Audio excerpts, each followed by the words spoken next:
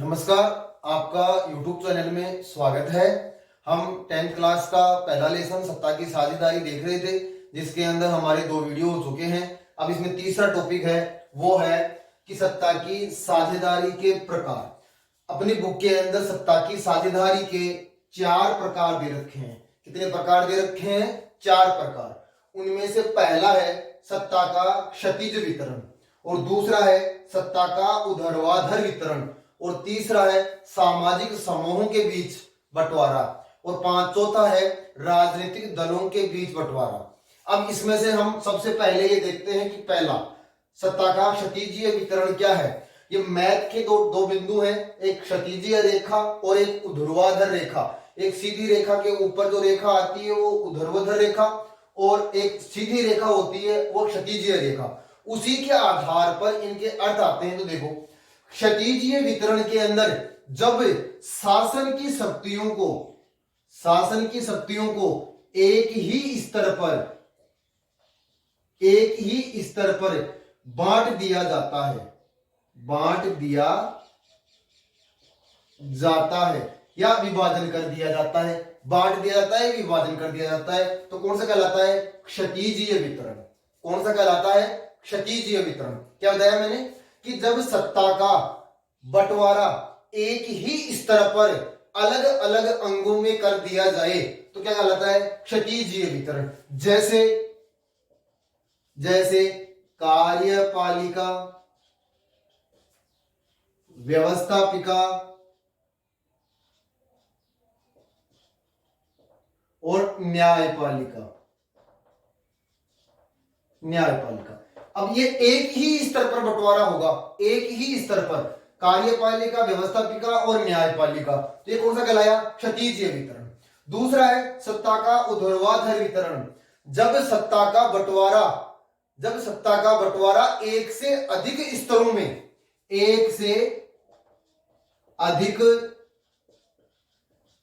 में कर दिया जाए, जिसके अंदर एक होती है केंद्र सरकार, एक होती है राज्य सरकार, और कहीं कहीं पर एक होती है स्थानीय सरकार।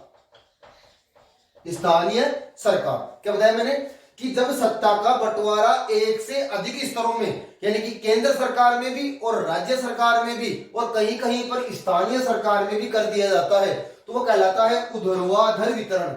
और जब सत्ता का बंटवारा एक ही स्तर पर कर दिया जाए तो कहलाता है क्षैतिजीय। एक ही स्तर पर क्षैतिजीय, एक से अधिक स्तरों में ऊर्ध्वाधर वितरण। तो दोनों टॉपिक समझ में आ गए। अब मैं इनकी परिभाषा लिख देता हूं, भाई इसमें क्या क्या लिखना है वो एक बार देख लेते हैं।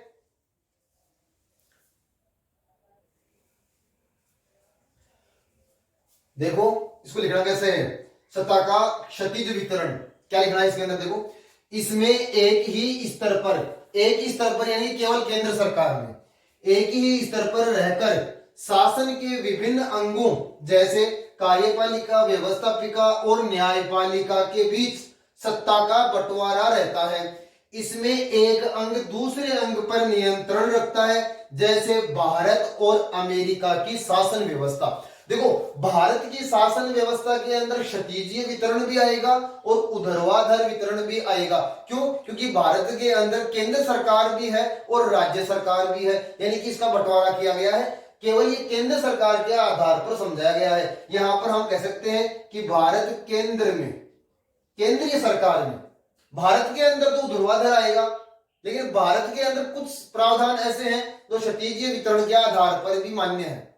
आगे बात समझ में। तो देखो, क्षैतिजीय वितरण हो गया, एक ही स्तर पर रहते हुए शक्तियों का विभाजन, जैसे कार्यपालिका, न्यायपालिका, व्यवस्थापिका के बीच बंटवारा करना ही क्या कहलाता है? क्षैतिजीय वितरण। कहने का मतलब एक देश में एक ही सरकार होती है, केंद्र सरकार, जिसमें शक्तियों का विभाजन 3 अंगों में, 4 अंगों में या 2 अंगों में किया हुआ होता है, उसको बोलते हैं क्षैतिजीय वितरण। फिर आता है ऊर्ध्वाधर वितरण। तो देखो, इस व्यवस्था में संविधान के द्वारा, क्योंकि शक्तियों का बंटवारा केंद्र सरकार और राज्य सरकार में किया जाएगा, और केंद्र सरकार, राज्य सरकार में यदि शक्तियों का बंटवारा किया जा रहा है तो उसके अंदर संविधान का होना जाहिर सी बात है, क्योंकि बंटवारे को लेकर दोनों में कभी भी मतभेद हो सकता है। इसलिए संविधान के द्वारा सरकार के बीच विभिन्न स्तरों पर, विभिन्न स्तर, केंद्र सरकार, राज्य सरकार, स्थानीय सरकार, विभिन्न स्तरों पर सत्ता का बंटवारा हो सकता है। इस व्यवस्था में संपूर्ण देश के लिए एक संघीय सरकार और प्रांतीय स्तर पर अलग सरकार होती है। यानी कि संघीय स्तर पर केंद्र सरकार और राज्य स्तर पर राज्य सरकार होती है। जैसे भारत में सत्ता का वितरण 3 सूचियों संघ सूची, राज्य सूची, समवर्ती सूची के माध्यम से किया गया है। और इसको क्या नाम दिया गया है? ऊर्ध्वाधर बंटवारा। कहने का मतलब सीधा सा क्या है कि जब शक्तियों का बंटवारा एक से अधिक स्तरों में कर दिया जाए तो क्या कहलाता है? ऊर्ध्वाधर बंटवारा। तो ये हो गए हमारे सत्ता की साझेदारी के 2 प्रकार और देख लेते हैं। आप इसका स्क्रीनशॉट ले लो।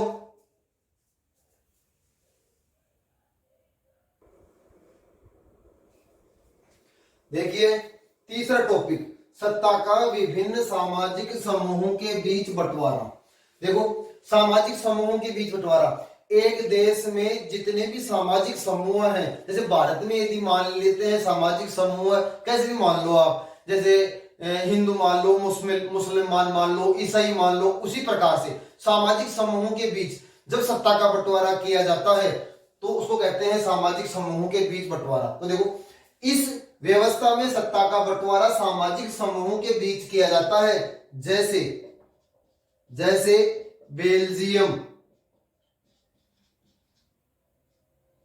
बेल्जियम में सामुदायिक सरकार,